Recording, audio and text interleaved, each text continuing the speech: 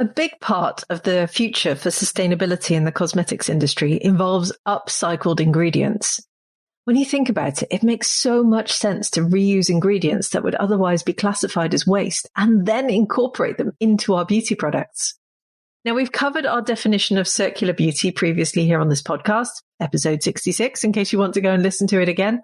And one element that's really important for circularity is to keep resources in a loop for as long as possible.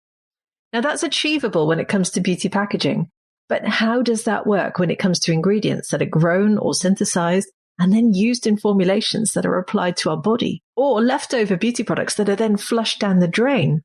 The answer, of course, is upcycled ingredients. Now, while we can't yet keep our cosmetic ingredients in an infinite loop like we could hypothetically do with cosmetic packaging, we can, however, give leftover waste another purpose before it reaches the end of its life.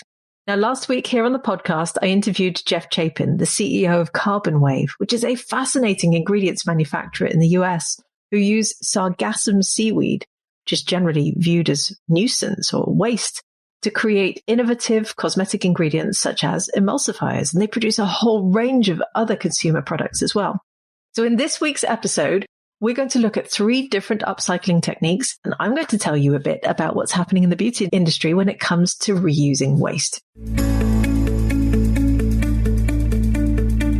Hi, it's Lorraine Dallmeier, chartered environmentalist, biologist, and CEO of award-winning online organic cosmetic formulation school, Formula Botanica.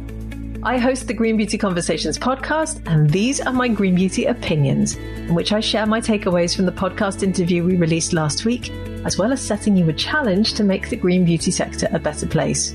If you want to be the first to hear all of my latest opinions, make sure you subscribe to this podcast. So let's have a look at 3 fascinating techniques used when upcycling cosmetic ingredients. I've also tried to find examples of beauty brands or ingredient suppliers that are actually using these techniques, so we can all be inspired together by the really cool work that's going on in the beauty industry. So the first technique I want to talk to you about is that of extraction and purification. I think this is probably also the technique we'll all be most familiar with, because I think many of us have heard the stories of using waste coffee grounds in formulations, for instance. I also interviewed Anna Brightman of Upcycled Beauty here on the podcast back in episode 59, when she talked about the way that they've saved literally hundreds of tons of waste coffee grounds since launching their really inspiring and very entrepreneurial beauty brand. Please do go back and listen to that episode because Anna and her company are super inspirational. So extraction starts by collecting leftover materials, which could be anything from spent coffee grounds to fruit peels. Anna from Upcycled told me how they do collect coffee grounds, but also chai tea spices. And in her interview, she even mentioned how she was planning to collect waste flowers from the local flower market, for instance. These leftovers are then processed through a whole variety of different methods to extract their useful chemical compounds for cosmetics. Extraction techniques can include steam distillation, cold pressing, solvent extraction, many different examples. The extracted compounds are then purified to ensure that they're safe and effective for use in cosmetics. And this is a really clever way of upcycling ingredients for beauty products. Although I do need to add that properly drying coffee grounds and other wet used ingredients will always be a challenge. The second technique I want to share with you is that of fermentation. Now, fermented skincare is a hot topic in beauty. In fact, we've even just taught a whole mini course on this in our continuing professional development membership site for formulators, the lab at Formula Botanica. And in the context of upcycling, fermentation involves transforming raw waste materials into upcycled ingredients by adding specific microorganisms to those materials, such as bacteria, yeast, fungi. And these microorganisms then break down the waste material.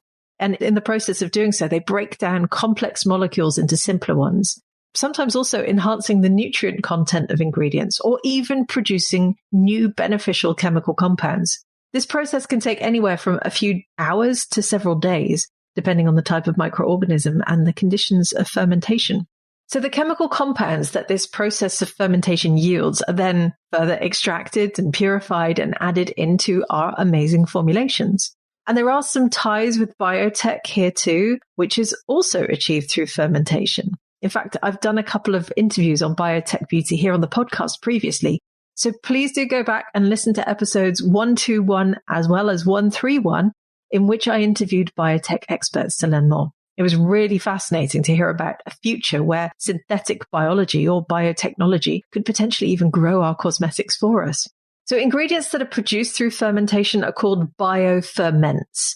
And the great news for those of us who are interested in upcycling, and I know you are, is that the raw materials used for fermentation can be agro-food waste. For instance, there's an ingredient manufacturer in the US called Genomatica who use fermentation to convert sugars from agricultural waste into bio-based butylene glycol, which is an ingredient commonly used in skincare products for its moisturizing properties.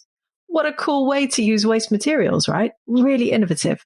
So the third and final technique for upcycling that I want to share with you is that of bioconversion, which is also known as biotransformation, which I must admit has a lot of similarities with fermentation, but it isn't completely the same. So bioconversion uses a wide range of different biological agents, which can include bacteria and fungi, just like fermentation, but it can also include enzymes. So it doesn't exclusively rely on microorganisms like fermentation does. And it converts raw materials into different substances. Now, this whole process of bioconversion can include fermentation, as I said, which I suppose then makes it a subset of bioconversion. So there are many similarities, but it's mainly about taking a waste stream and breaking it down to create new compounds. The industry sometimes refers to this as white biotechnology, which I need to go and look into a bit more. So more upcycling techniques will undoubtedly be discovered in the coming years. And as our waste streams grow in size, given our growing consumption and growing population size globally, we'll need to become more innovative anyway. But these were my 3 initial techniques for upcycling that I wanted to share with you. So extraction and purification, fermentation, and bioconversion, which are already happening for cosmetics. So my challenge to you for this week is, if you're a formulator, think about an upcycled ingredient that you could use in your formulations. And if you're a beauty shopper, go and find a brand that uses upcycled ingredients and see what you think. Let's see how much circularity we can bring to the beauty industry together.